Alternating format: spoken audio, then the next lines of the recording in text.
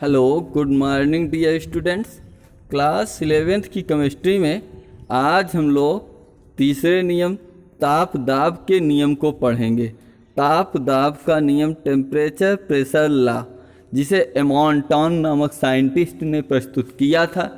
हम लोगों ने बायल का नियम, चार्ल्स का नियम जैसे दो नियमों को, गैस समीकरण में दो नियमों को हम लोगों ने पढ़ा। बायल का नियम क्या होता है, चार्ल्स का नियम क्या होता है। इस नियम की सहायता से स्थिर आयतन पर किसी गैस के ताप व दाब में संबंध स्थापित किया गया है। एमॉन्टॉन द्वारा प्रस्तुत किए गए इस नियम की सहायता से ताप एवं दाब में संबंध स्थापित किया गया है।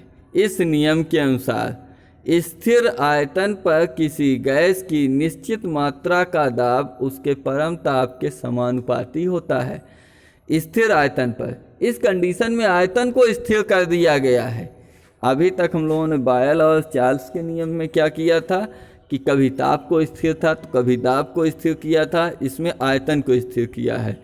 तो P is proportional to T bracket में दिया है स्थिर आयतन पर, या P is equal to K double dash T, जहाँ डबल डैश एक स्थिरांक है जिसे ताप दाब स्थिरांक कह सकते हैं।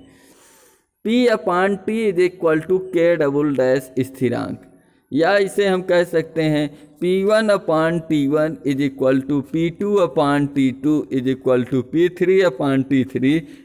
यह अनुपात हमेशा कांस्टेंट ही बना रहता है।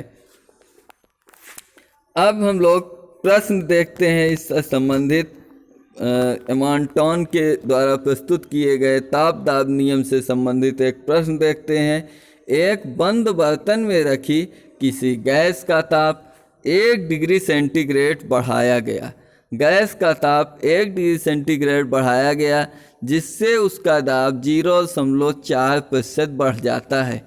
यदि गैस आदर्श हो तो उसका अंतिम ताप ज्ञात कीजिए।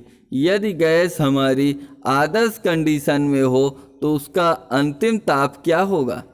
तो इसको सॉल्व करते हैं। गैस का प्रारंभिक ताप P1 is equal to P, gas का अंतिम ताप P2 is equal to P plus 0.4% बढ़ाया गया, उसी में प्लस कर दिया गया 0.4/100 इन P। तो गैस का प्रारंभिक ताप T1 is equal to T, gas का अंतिम ताप T2 is equal to T plus 1। ताप दाब के नियम के अनुसार, ताप दाब के नियम के अनुसार P1 upon T1 is equal to P2 upon T2, जहाँ ब्रैकेट में स्थिर किया गया है N तथा V को। N तथा V आपका कांस्टेंट है। अब देखते हैं, यहाँ पर फिर से उसी को हमने लिख दिया है P1 upon T1 is equal to P2 upon T2।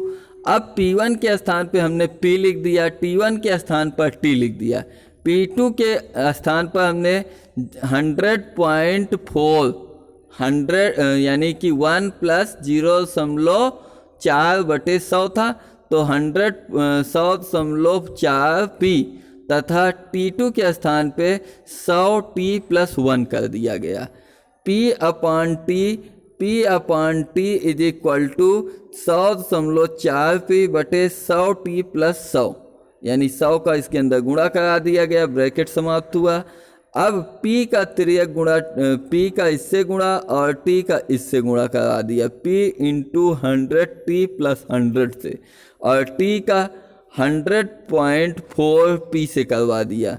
तो ये बन जाएगा 100 PT प्लस 100 P और इक्वल टू 100.4 PT, जिसे PT से भाग करवा दिया गया। पूरे समीकरण को PT से भाग करा दिया, तो 100 PT upon PT plus 100 P upon PT is equal to 100.4 PT upon PT। तो PT से PT आपके कैंसिलिंग्स में हो गए, इसमें P से P तो कट गया, लेकिन 100T बचा रह गया, 100/T हो गया।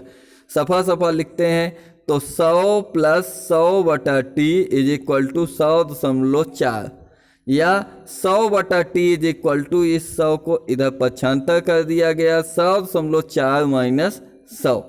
अब हम लोग पाते हैं कि 100/T is equal to 100.4 minus 100, या 1/T, यहाँ पर T लिखा हुआ है, 1/T इज इक्वल टू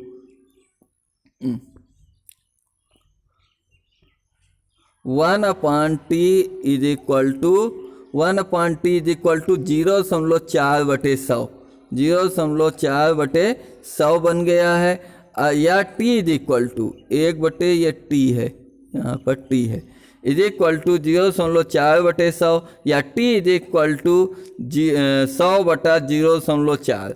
0.4 से 100 को डिवाइड करेंगे या 4 से 1000 को डिवाइड करें तो 250 केल्विन आएगा।